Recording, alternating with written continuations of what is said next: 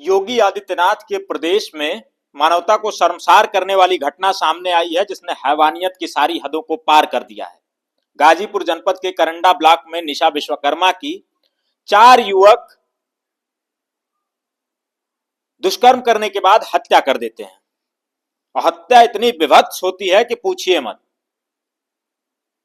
चारों लड़के, पूरी कहानी को समझिए, वो चारों लड़के जो ब्राह्मण समुदाय के बताए जा रहे हैं, जैसा कि उनके माता पिता ने आरोप लगाया है कि ब्राह्मण समुदाय के 4 लड़के आते हैं, उनकी बेटी को रात में उठाते हैं और ले जाकर के गैंगरेप करते हैं। उसके बाद फिर उसकी हत्या कर लाश को गंगा नदी में फेंक देते हैं।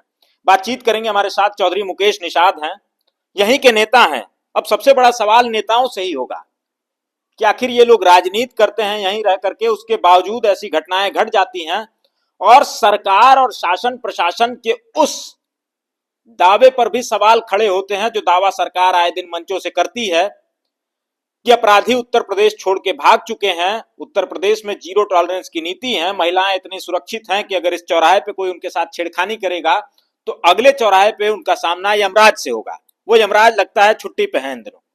बातचीत करेंगे। आपके जिले में घटना हो जाती है, विश्वकर्मा समाज की बच्ची थी, बेचारे 14 साल की बच्ची। 4 दिन हो गए घटना को, 14 तारीख की घटना है, आज 18 तारीख है। एफआईआर अब तक दर्ज नहीं हो पाई है। जी क्या मतलब है आप लोगों की राजनीति का? नहीं, अब कहीं ना कहीं चीजें देखने को मिला। मैं गया पीड़ित परिवार के घर, सारी जानकारी लिया, और यहाँ पे जो मौजूदा सरकार में बैठे हैं लोग, वो लोग कहीं ना कहीं इस मामले को दबाने का काम कर रहे हैं। सरकार दबा रही है? बिल्कुल, हाँ। क्योंकि उन्हीं के स्वजाति के लोग हैं, जो सामंतवादी लोग विचारधारा के जो हैं, ऐसे दुष्कर्म कर रहे हैं। जो कि नाबालिग बिटिया थी, लगभग उसकी उम्र 14 से 15 वर्ष था। उसको रात में घर से उठाकर लेके जाते हैं लोग, 4 लोग मिलकर उसके साथ दुष्कर्म करते हैं।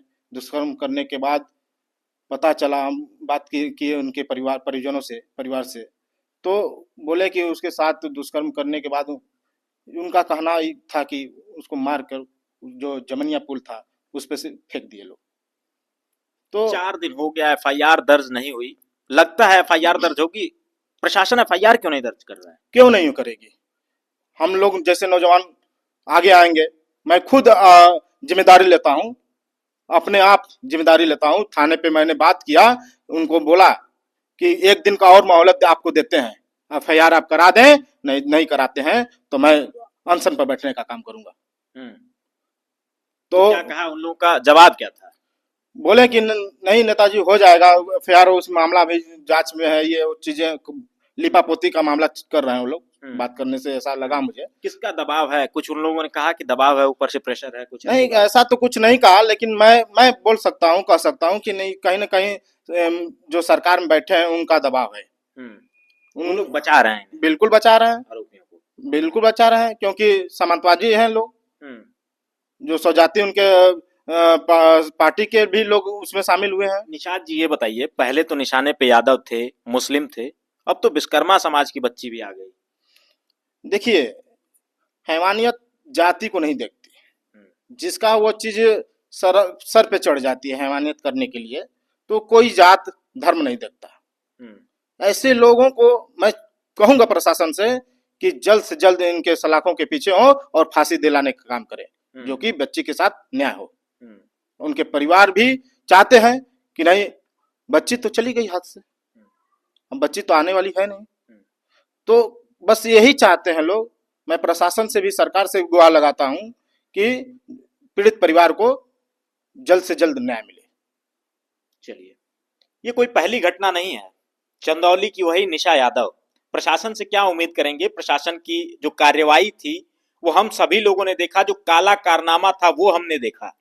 चंदौली की निशा यादव, शायद आपको याद हो, पुलिस वालों ने मिल करके निशा यादव के साथ बलात्कार किया और यहां पर 4 लोगों ने मिलके उस बच्ची निशा के साथ बलात्कार किया, उसकी हत्या कर दी। उसके बावजूद अब तक एफआईआर नहीं हो पाई है। आज 4 दिन का समय निकल गया।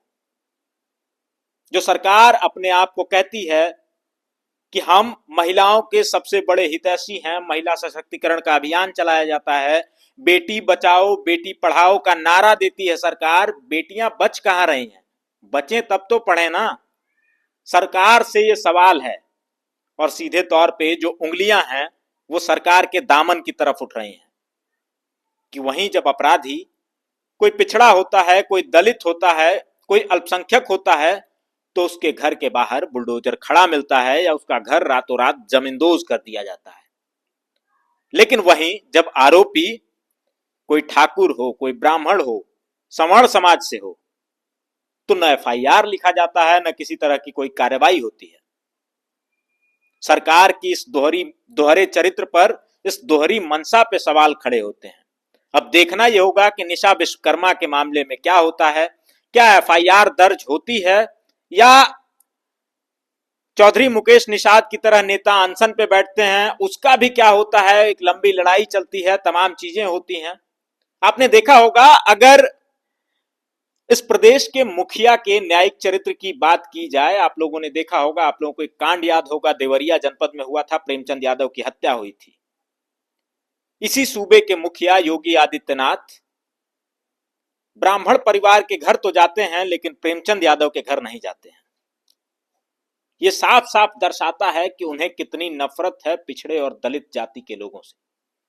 अब देखना यह होगा कि इस मामले में क्या होता है। क्या वो आरोपी बच निकलते हैं या फिर निशा को न्याय मिलता है? बने रहिए हमारे साथ, हम यूं ही आपको खबरें दिखाते रहेंगे।